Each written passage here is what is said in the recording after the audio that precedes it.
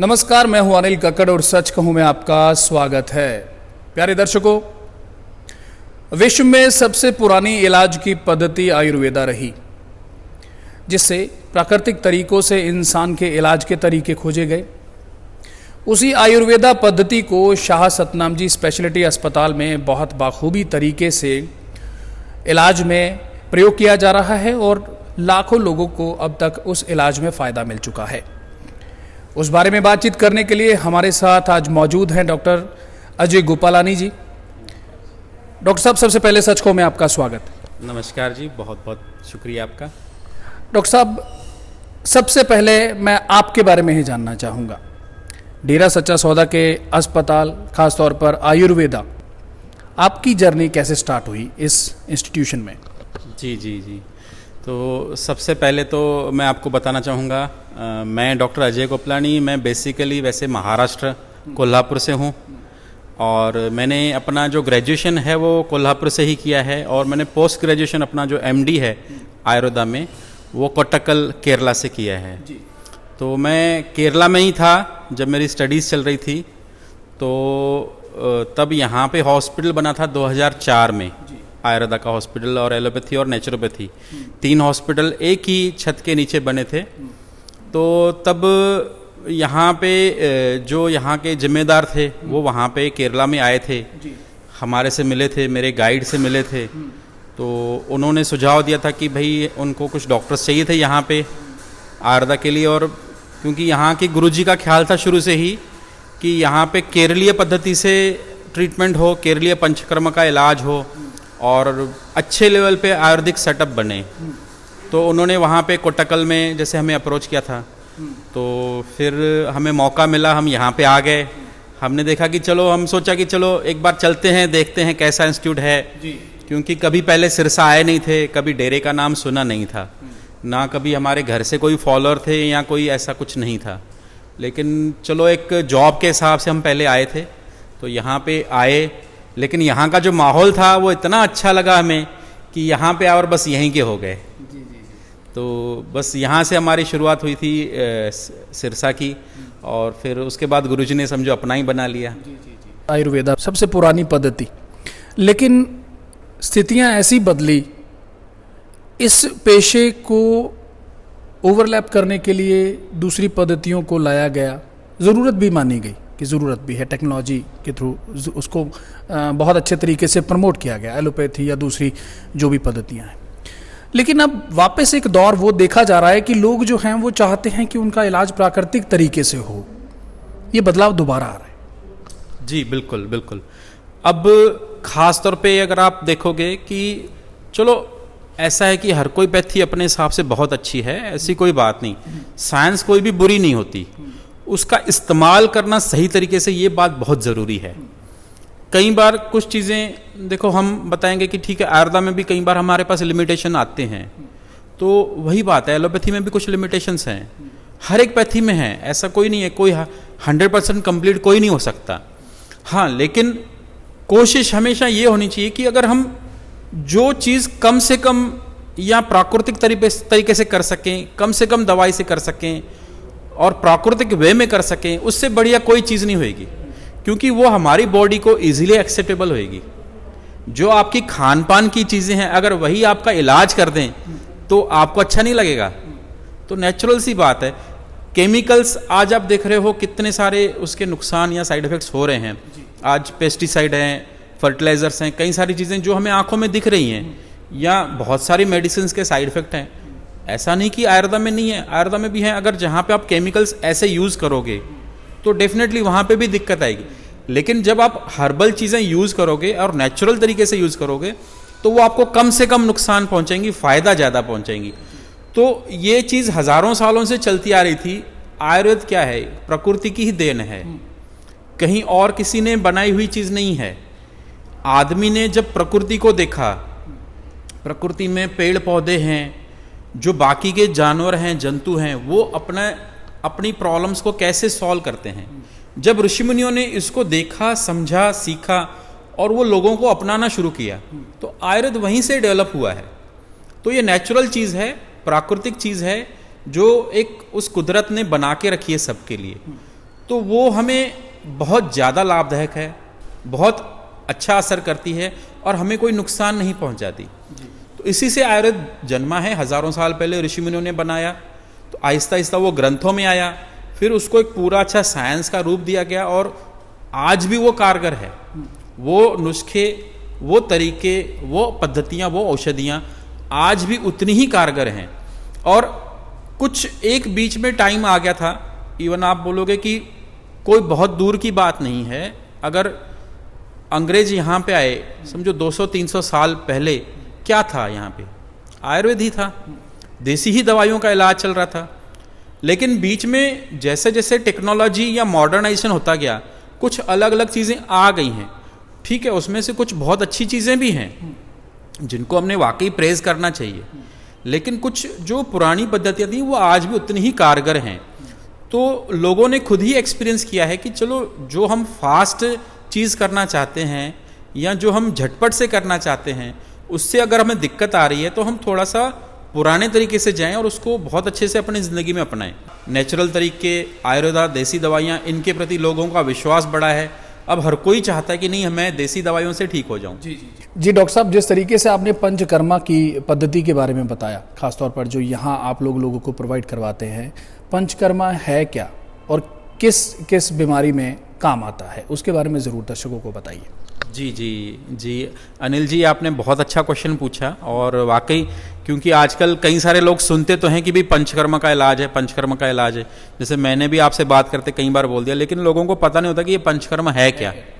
जी basically Ayurveda का एक ये तरीका है ट्रीटमेंट का। इसमें एक प्रकार से शरीर की शुद्धि की जाती है, एक प्रकार से जैसे हम बोलते हैं कि प्यूरिफिकेशन है या डिटॉक्सिफिकेशन है। जो बॉडी में, जैसे मैंने आपको बताया कि वात, पित्त, कफ, ऐसी एक 3 चीज़ें हैं जो बॉडी के सारे सिस्टम को चला रही हैं। आयुर्वेदिक ये एक तरीका है बीमारी को समझने का। तो जब वो अपनी बॉडी में बढ़ जाती हैं किसी लेवल पे, तो जो बीमारियां पैदा करती हैं, तो उनको बॉडी से निकालने के लिए, मतलब एक प्रकार से टॉक्सिन्स को बॉडी से निकालने के लिए, क्लींज करने के लिए, हम आपको एक साधारण भाषा में बता दें कि बॉडी में जो बीमारी के तत्व हैं उनको बाहर से निकालने के लिए ये एक तरीका है। तो इसमें कुछ अलग अलग प्रकार के ट्रीटमेंट्स होते हैं।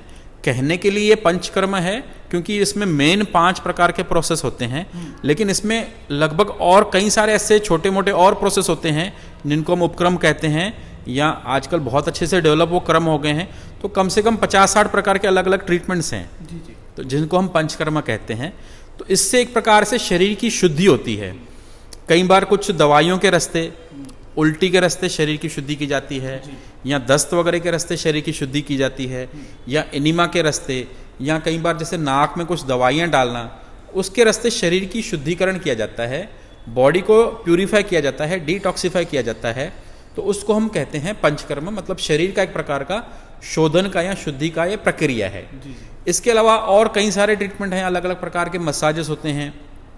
आजकल आपने देखा होगा ज़्यादातर जो फोटो पंचकर्मा के नाम से आती है कि सिर पे कुछ दवाई डाल रहे हैं, तो उसको जैसे हम बोलते हैं शिरोधारा है। तो ये कई सारी बीमारियों में काम आने वाली चीज़ें हैं। तो ये पंचकर्म होता है। इसमें हर एक पेशेंट के हिसाब से, हर एक इंडिविजुअल के हिसाब से, एक स्वस्थ व्यक्ति भी अपना पंचकर्म करके अपनी शरीर की शुद्धि को करा के अपनी इम्यूनिटी को बढ़ा सकता है, अपने आप के स्वास्थ्य को टिकाए रख सकता है। और कोई जो बीमार व्यक्ति है, जिसकी कोई प्रॉब्लम है, बॉडी में कोई कमजोरी है, उसके अकॉर्डिंग, उसकी बीमारी के हिसाब से भी अलग अलग प्रकार के हम पंचकर्म करते हैं, जिससे कि बॉडी वापस रिकवर हो जाती है और स्वस्थ वापस अपने शरीर में आ जाता है। हम जैसे केरलीय पंचकर्म पद्धति का इलाज करते हैं, तो ये स्पेशली जैसे बोलने के लिए आजकल क्योंकि ट्रेंड है, वैसे पंचकर्म आयुर्वेद का एक अभिन्न अंग है। और लेकिन केरला पद्धति ज़्यादा डेवलप हो गई है, फेमस हो गई है, तो लोगों को आजकल वही एक ध्यान आ जाता है कि हाँ केरलीय पंचकर्म है। तो वो सारे प्रकार के ट्रीटमेंट्स हमारे यहाँ पे होते हैं। जैसे मैंने आपको पहले शुरू में ही बताया था कि मैंने खुद केरला से ही पीजी करा हुआ है, मेरा एमडी वहाँ से हुआ है। तो वहाँ की जो भी पद्धतियाँ हैं, स्पेशल कुछ टेक्निक्स भी हैं, जो ट्रीटमेंट्स भी हैं, वो हम सारे यहाँ पे इस्तेमाल करते हैं। हमारे पास यहाँ पे हमने सुविधाएँ पेशेंट्स के लिए दे रखी हैं। तो सभी प्रकार की बीमारियों का इलाज यहाँ पे हम करते हैं। ख़ास तौर पे अगर हम बोलने जाएँ तो एक तो जैसे स्पाइनल इंजुरीज हैं, जैसे कई बार रीढ़ की चोट लग जाती है, कई बार एक्सीडेंट हो जाता है, पेशेंट कोई गिर जाता है तो कमर पे चोट आके उनके मनके टूट जाते हैं, तो ऐसे मरीजों का बहुत मुश्किल इलाज होता है। कई बार उनको ऑपरेट करने के बाद भी कई बार वो उठ बैठ नहीं पाते, चल फिर नहीं पाते, तो ऐसे मरीजों का स्पेशल यहाँ पे हमारे पास ट्रीटमेंट है। हम पंचकर्म पद्धति से उनका इलाज करते हैं और बहुत अच्छे से उसमें रिकवरी भी होती हुई हमने देखी है। इसके अलावा जैसे एक सेरेब्रल पाल्सी नामक बीमारी होती है, जो ख़ास तौर पे बच्चों में, जैसे जन्मते से ही कुछ बच्चे उठ बैठ नहीं पाते, चल फिर नहीं पाते, उनकी कुछ अंदरूनी नसें कमज़ोर होने की वजह से, दिमागी नसें कमज़ोर होने की वजह से वो रूटीन एक्टिविटीज़ नहीं कर पाते, उनकी ग्रोथ डेवलपमेंट नहीं हो पाती। तो ऐसी कंडीशंस में भी हमारे पास कुछ हमने पंचकर्मा पद्धति के ट्रीटमेंट्स बनाए हैं, तो जिनसे कि उनको काफ़ी अच्छा फ़ायदा होता हुआ हमने नज़र आता है। काफ़ी हमारे पास ऐसे सैकड़ों बच्चे ने इलाज कराया है और हमने देखा है कि वो जो बच्चे जिनके माँ बाप ऐसे गोदी में लेके हमारे पास आए थे कि जो 5-6 साल का बच्चा हो गया और अभी तक उसको हम गोदी उठाए घूम रहे हैं, ये चल फिर नहीं पाता, वो ठीक होके चल के यहाँ से गया है। इसकी खुशी हमें, मतलब जैसे दुनिया में कोई चीज़ नहीं दे सकती आपको ये खुशी, और किसी माँ बाप को भी नहीं दे सकती, तो ऐसे भी हमने यहाँ पे केसेस देखे हैं। तो इन बच्चों का स्पेशल हमारे यहाँ पे पंचकर्मा का ट्रीटमेंट होता है। इसके अलावा क्रॉनिक सभी बीमारियों का ट्रीटमेंट है, जैसे दमा, अस्थमा है, मोटापा है, डायबिटीज़ है, हाइपरटेंशन है, और बहुत सारी जैसे अर्थराइटिस की बीमारियां हैं। स्किन के कुछ स्पेशली ट्रीटमेंट्स हैं हमारे यहाँ पे, जैसे सोरियासिस है या कील मुहासे हैं, एक्जिमा है, या ऐसे क्रॉनिक जो स्किन के टाइप्स की प्रॉब्लम्स होती हैं, उनका भी हमारे पास बहुत अच्छा इलाज है।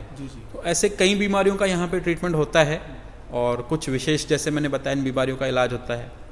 और क्या, जैसे जिस तरीके से आपने मोटापा का बताया, मोटापे से जो है हर तीसरा इंसान आजकल दो चार हो रहा है, उसके बारे में भी बताएं कि किस तरीके से कौन सी चीज़ें खानी चाहिए, कौन सी नहीं खानी चाहिए, ताकि आप जो है ओवरवेट ना हो, एक अच्छा हेल्दी जो लाइफ है वो व्यतीत कर सकें। जी जी जी, आजकल ये आपने जैसे बताया बहुत ही कॉमन प्रॉब्लम हो गया है कि मोटापा, ओबेसिटी या वेट गेन हो जाना, ठीक है। तो इसमें क्या है, कई सारे पद्धतियां हैं, कई सारे ट्रीटमेंट्स हैं, लेकिन बेसिक बात तो ये है कि मोटापे के लिए 3 प्रकार की चीज़ें सभी ने हमेशा ध्यान रखनी चाहिए। एक तो डाइट कंट्रोल, एक एक्सरसाइज, तीसरा मेडिसिन। अगर ये तीनों चीज़ें आपस में सही लेवल पे चलती हैं तो कोई इश्यू आपको प्रॉब्लम नहीं आएगा। आप काफ़ी अच्छे से अपने हिसाब से सब कुछ चेंज कर पाओगे अपनी बॉडी को, क्योंकि ये देखो लाइफस्टाइल डिसऑर्डर है, तो आपको लाइफस्टाइल चेंज करना बहुत ज़रूरी है। अगर आप सोचो कि मैं खाना जितना मर्जी जैसे भी कुछ भी खा लूँ और कुछ गोली दवाई खा के मेरा वजन कम हो जाए, तो ये कहीं ना कहीं आपके शरीर में अंदर से प्रॉब्लम ही क्रिएट होएगी, फ़ायदा नहीं बनेगा। कब आप सोचो कि भाई सिर्फ मैं एक्सरसाइज करूं लेकिन मैं खाना पीना ना खाऊं, अपने हिसाब से कुछ एक्टिविटीज़ रखूं, अपनी लाइफस्टाइल चेंज ना करूं, फिर भी आपको दिक्कत आएगी। क्योंकि कई बार क्या होता है, एक्सरसाइज करके या जिम करके भी आप वेट लॉस कर लोगे, लेकिन अगर आप डाइटरी चेंजेस नहीं करोगे तो स्टिल आपको आगे फिर से वेट गेन हो जाएगा। तो इसीलिए क्या है ना, ये तीनों चीज़ों का एक होलिस्टिक अप्रोच होता है। डाइटरी चेंजेस, आयुर्वेदा के हिसाब से आपको क्या खाना चाहिए, कब खाना चाहिए, कैसे खाना चाहिए, कितना खाना चाहिए, ये देखना बहुत ज़रूरी है। इसमें हर एक इंडिविजुअल के हिसाब से अलग अलग प्लान होता है। आयुर्वेदा में हम हर एक इंडिविजुअल के हिसाब से उसके बॉडी में जो कॉम्पोजिशन है, वात, पित्त और कफ का, जो ये बेसिक 3 चीज़ें मानी जाती हैं, जिसकी वजह से आपकी बॉडी में कोई भी बीमारी बनती है या फिर वो रिकवर होती है उसके बैलेंस से, तो उसके हिसाब से इंडिविजुअल लेवल पे आपका डाइट प्लान बनेगा कि आपको क्या खाना चाहिए, कितना खाना चाहिए। फिर आपके लिए एक्सरसाइज क्या क्या ज़रूरी है, कितनी ज़रूरी है। अगर आप ये दोनों चीज़ें कर लो तो थोड़ी मोटी ही मेडिसिन से आपको काफ़ी हद तक चेंज आ जाता है। आगे ज़्यादा दवाइयों की भी ज़रूरत नहीं पड़ती। और बाकी साथ में कुछ ट्रीटमेंट्स होते हैं, पंचकर्मा के ट्रीटमेंट्स हैं, बहुत अच्छे योगा के एक्सरसाइजेस हैं, जिनसे हम काफ़ी हद तक इन चीज़ों पे कंट्रोल कर सकते हैं। तो ये सारे तरीके हमारे पास अपनाते हैं हम, और पेशेंट्स को इनकी सलाह देते हैं और उनमें बहुत अच्छे रिजल्ट हम देखते हैं। जी डॉक्टर साहब। डॉक्टर साहब, अंतिम सवाल, चूँकि मौसम बदल रहा है और इस बदलते मौसम में बहुत से लोगों को दिक्कतों का सामना करना पड़ रहा है, खांसी, जुखाम, जाती जाती सर्दी की जो छोटी मोटी दिक्कतें होती हैं, बुखार तक चीज़ें चली जाती हैं, उस बारे में भी लोगों को थोड़ा सा बताइए। जी, एक तो आपने जैसे बताया कि मौसम के हिसाब से आजकल आप देख रहे हो, अभी जो सर्दियां खत्म हो गई और गर्मियां शुरू होने वाली हैं। बसंत पंचमी थोड़े दिन पहले ही हमने मनाई है और इसको हम आयुर्वेद में जो बसंत का मौसम कहते हैं, वसंत ऋतु कहते हैं। तो इसमें खास तौर पे कफ से रिलेटेड बीमारियां ज़्यादा होती हैं। होता क्या है, जब हम सर्दियां होती हैं तो बहुत हेवी खाना खा लेते हैं, बहुत मिठाइयाँ, मीठी चीज़ें, हैवी चीज़ें खा लेते हैं और खाना पीना भी ज़्यादा खाते हैं, भूख भी ज़्यादा लगती है। आयुर्वेद का कहना है कि उस सर्दियों के टाइम में जो आपने मीठा या हैवी खाना खाया है वो आपके बॉडी में जाके एक प्रकार से कफ बनाता है, वो जाके जम जाता है। लेकिन जब अब गर्मियों का मौसम आएगा तो वो कहीं ना कहीं कफ आपके बॉडी में पिघलता है गर्मी से और आपको कफ की बीमारियां क्रिएट करता है। तो जैसे आप खास तौर पे देखोगे इस सीज़न में ज़्यादातर लोगों को ज़ुकाम, खांसी, नज़ला, बदहजमी, पेट की गड़बड़ी, थोड़ा सा ओवरवेट हो जाना, वही ओबेसिटी, ऐसे कई सारे प्रॉब्लम्स हो जाते हैं। तो ये सारी जो प्रॉब्लम्स है ये कफ से रिलेटेड प्रॉब्लम्स हैं। तो इसीलिए ऋतु के हिसाब से आपको खान पान में चेंज करना और छोटी मोटी चीज़ें घर पे ही करके आप उसको कवर कर सकते हो। और अगर जो कोई चीज़ ज़्यादा बढ़ जाती है तो उसके लिए भी आप आयुर्वेद का सहारा ले सकते हो। तो आप इसमें कई सारे मतलब चीज़ें हैं, जैसे अगर आप ध्यान दो कि जब मौसम बदल गया तो आप अपना खान पान चेंज करो ऋतु के हिसाब से, वसंत ऋतु के हिसाब से अब आपको अपना डाइट चेंज करना ज़रूरी है। अगर आप अभी भी जो सर्दियों में आदत लगी हुई थी वैसे ही चीज़ें सारी खाओगे तो आपको अभी और तकलीफ बढ़ेगी। तो इसीलिए ज़रूरी है कि अब आप पहले डाइटरी चेंजेस करो, सीज़न के हिसाब से थोड़ा वेरिएशन करो। आप रूटीन में अपने खान पान में कुछ बहुत ही सिंपल चीज़ें हैं, अगर आप वो शामिल कर लो तो आपको छोटी मोटी ज़ुकाम खांसी की प्रॉब्लम्स, कफ की बीमारियां नहीं होंगी। जैसे कि मैं आपको उदाहरण के तौर पे छोटा मोटा बता दूं कि अगर आपको ज़ुकाम खांसी की प्रॉब्लम हो रही है इस सीज़न में, एलर्जी की वजह से हो रही है, सर्दी का मौसम चेंज हो गया, अब गर्मी की ऋतु आ रही है, तो ऐसी कंडीशन में क्या है, एक तो बहुत साधारण तरीका है, जैसे तुलसी है, अदरक है, हल्दी है, काली मिर्च है, ये आपके घर में ही मिल जाती हैं। अगर आप इनका इस्तेमाल करो तो आप इन चीज़ों से बच सकते हो। जैसे कि आप इनका काढ़ा बना के ले सकते हो, जैसे काली मिर्च, अदरक, तुलसी, ये तीनों चीज़ें मिक्स करके इसका काढ़ा बना सकते हैं। आम तौर पे एक आम आदमी के लिए, एक एवरेज पर्सन के लिए जिसको बलगम की या कफ की या ज़ुकाम की दिक्कत है, तो ऐसे कंडीशन में आप समझो कि 5-6 काली मिर्च ले ली, 4-5 पत्ते तुलसी के ले लिए और एक छोटा सा अदरक का टुकड़ा ले लिया, वो 1 कप पानी में लेके उसको उबाल लिया। जब आधा कप रह जाए उसको छान के उसमें आप आधा चम्मच शहद मिला के मिक्स करके ले सकते हो। तो ये काढ़ा आपको कई सारी ऐसे ज़ुकाम खांसी जैसी चीज़ों से बचा सकता है। तो ऐसे और भी कई सारी चीज़ें हैं। हल्दी है जैसे, बहुत अच्छी चीज़ है, आप दूध में हल्दी मिला के ले लो। ध्यान रखो कि इस टाइम में आप थोड़ा दूध गर्म पियो और हल्दी मिला के पियो। और कोशिश करो अगर आपको ज़ुकाम खांसी है तो रात के टाइम में आप दूध को अवॉइड करो, क्योंकि रात को आप दूध पियोगे वो आपको कहीं ना कहीं जाके फिर से आपकी कफ को बढ़ाता है, बलगम बढ़ाता है, जिससे कि आपकी ज़ुकाम की प्रॉब्लम कंटिन्यू रहती है। तो इसीलिए ये चेंज करना चाहिए। ख़ास तौर पे अब जैसे कोई छोटे बच्चे हैं, कई बार उनमें हम जब दवाइयाँ भी नहीं दे पाते, तो इसके लिए एक बहुत अच्छा आसान तरीका है। जो नवजात बच्चे हैं, 3-4 महीने का, 5-6 महीने के बच्चे हैं, अब उसको दवाई देना भी मुश्किल है, लेकिन हल्का फुल्का ज़ुकाम हो गया है, तो ऐसे कंडीशन में भी एक बहुत आसान आयुर्वेदिक तरीका मैं आपको बताऊंगा कि हल्दी है, आपके घर में आसानी से मिल जाती है। आप उस हल्दी को थोड़ा दूध में मिला के उसको पतला पेस्ट बना लो जी, और वो पेस्ट बच्चे के माथे पे और छाती पे हल्का सा उसका लेप कर दो, तो आपके बच्चे की ज़ुकाम खांसी में राहत मिलेगी। तो ऐसे कई सारी चीज़ें हैं। हाँ, लेकिन ये ध्यान रखिए कि किसी डॉक्टर की सलाह लेके ज़रूर करें। कई बार क्या होता है कि आपने अपने हिसाब से करते रहे और चेकअप नहीं कराया और डॉक्टरी सलाह नहीं रही, परामर्श नहीं लिया, और कई बार बीमारी बढ़ती गई, क्योंकि ये छोटी मोटी एलर्जियां ही जब बढ़ के कई बार दमे का रूप ले लेती हैं। तो मौके पे ध्यान देना ज़रूरी है, लेकिन टाइम टू टाइम चेकअप करा के इलाज करना भी ज़रूरी है। डॉक्टर साहब, आपने सचकों को अपना कीमती समय दिया, आपका बहुत बहुत शुक्रिया। बहुत बहुत आपका भी शुक्रिया और सभी दर्शकों का आपके शुक्रिया। और आप ये आयुर्वेद और पूरा एक हेल्थ का सिस्टम लोगों तक पहुंचा रहे हो, आपके माध्यम से पूरे आम जनता तक पहुंच रहा है, तो इसीलिए हम सचकों का भी बहुत बहुत धन्यवाद कहते हैं। शुक्रिया।